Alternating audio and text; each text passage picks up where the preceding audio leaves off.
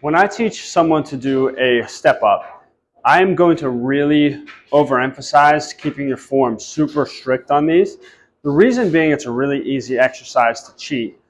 And so we're going to completely take the cheating out of it, and you're going to find out that just lifting yourself up with just your body weight even is really challenging if you do it in the most tight, strict way possible. Now, I'm going to demonstrate this with a bench. I don't necessarily recommend using a bench for step-ups just because of the soft cushion.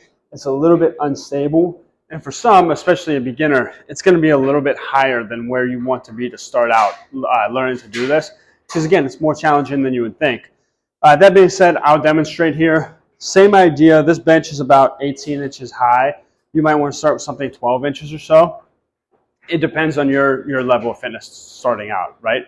All of that being said, when we do a step up, like I said, it's something that's really easy to cheat. And the reason being, that front foot that's on my surface is my working leg. This one should be completely out of the equation. But because just the nature of how we walk and how we go up steps, your natural tendency to do the step up is going to be to push off that bottom leg and follow through. If you do that, that's going to be really easy. You just push. You can do those all day. So whenever we do a step up, you are going to focus all of your effort on only that front leg. And to keep you from cheating, what I always tell people is, one, keep this back foot pretty close to your surface that you're stepping up on. And two, is we're going to actually lift your toes. If you look really close, you can see my bottom foot, my toes are going to come off the ground. I'm not going to put my toes back down before I do that step. The reason being, if we lift your toes, you can't push off your toe to come up. So we're going to lift the toe. I'm going to keep my weight entirely over that front leg. So you can see I'm shifted forward a little bit. Toes come off the ground. And I'm going to push straight up. And now, normally for my step-ups, I'm going to have you do a very controlled descent here. So that foot comes back off. And again, just slowing ourselves down the whole way to the floor. Same thing. Toes are up. I'm not using them. Weight's over the front leg. I'm pushing off, coming up to the top. And controlling back down. Now you might have noticed as I was doing that, my foot is shaking all over the place on here. Again, this bench is a little bit wobbly anyway. And that soft cushion, not ideal. So whenever you're doing these, a wooden box, an actual step, a plyo box of some kind, any of those is going to be a better option than this. But you use what you can, right?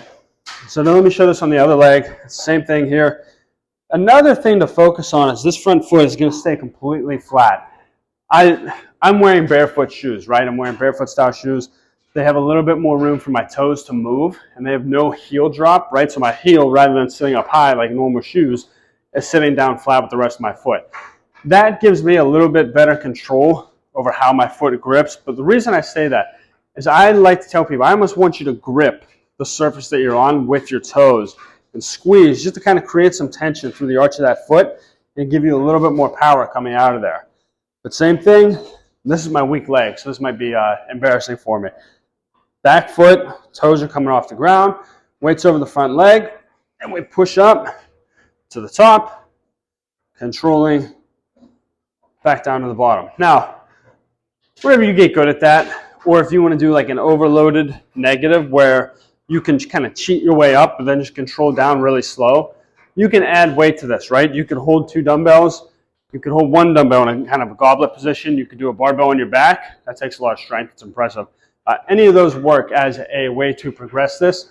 But give those a try just with your body weight to start out especially. And I guarantee it's going to be an impressively difficult challenge for you, particularly on your glutes, hamstrings, and a little bit of quads. That is a step up.